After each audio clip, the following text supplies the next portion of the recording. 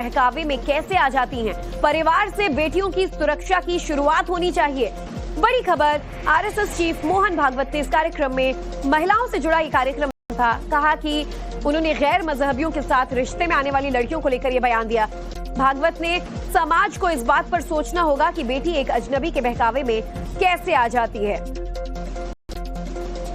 तो भोपाल में हो रहे महिलाओं से जुड़े इस कार्यक्रम में मोहन भागवत मौजूद थे। मोहन भागवत ने क्या अहम बातें बोली, आपको हम बताते हैं। तो इस कार्यक्रम में संघ प्रमुख मोहन भागवत कहते हैं कि बेटियां अजनबियों के बहकावे में कैसे आ जा रही हैं।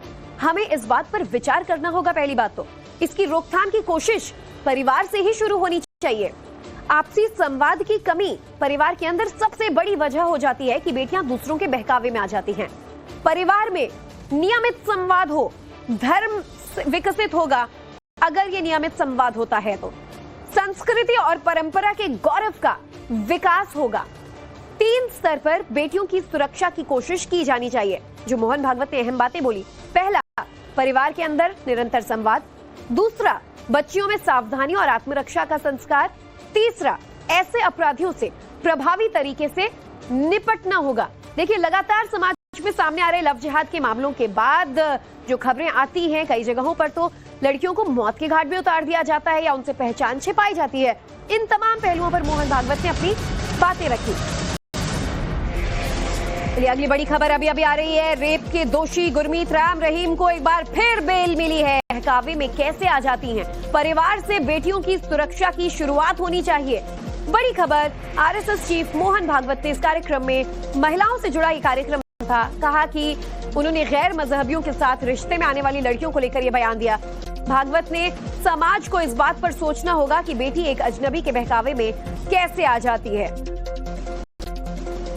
तो भोपाल में हो रहे महिलाओं से जुड़े इस कार्यक्रम में मोहन भागवत मौजूद थे। मोहन भागवत ने क्या अहम बातें बोली, आपको हम बताते हैं। तो इस कार्यक्रम में संघ प्रमुख मोहन भागवत कहते हैं कि बेटियां अजनबियों के बहकावे में कैसे आ जा रही हैं। हमें इस बात पर विचार करना होगा। पहली बात तो इसकी रोकथाम की कोशिश परिवार से ही शुरू होनी चाहिए। आपसी संवाद की कमी परिवार के अंदर सबसे बड़ी वजह हो जाती है कि बेटियां दूसरों के बहकावे में आ जाती हैं। परिवार में नियमित संवाद हो, धर्म विकसित होगा। अगर ये नियमित संवाद होता है तो संस्कृति और परंपरा के गौरव का विकास होगा। 3 स्तर पर बेटियों की सुरक्षा की कोशिश की जानी चाहिए। जो मोहन भागवत ने अहम बातें बोली, पहला, परिवार के अंदर निरंतर संवाद। दूसरा, बच्चियों में सावधानी और आत्मरक्षा का संस्कार। तीसरा, ऐसे अपराधियों से प्रभावी तरीके से निपटना होगा। देखिए, लगातार समाज में सामने आ रहे लव जिहाद के मामलों के बाद जो खबरें आती हैं, कई जगहों पर तो लड़कियों को मौत के घाट में उतार दिया जाता है या उनसे पहचान छिपाई जाती है। इन तमाम पहलुओं पर मोहन भागवत ने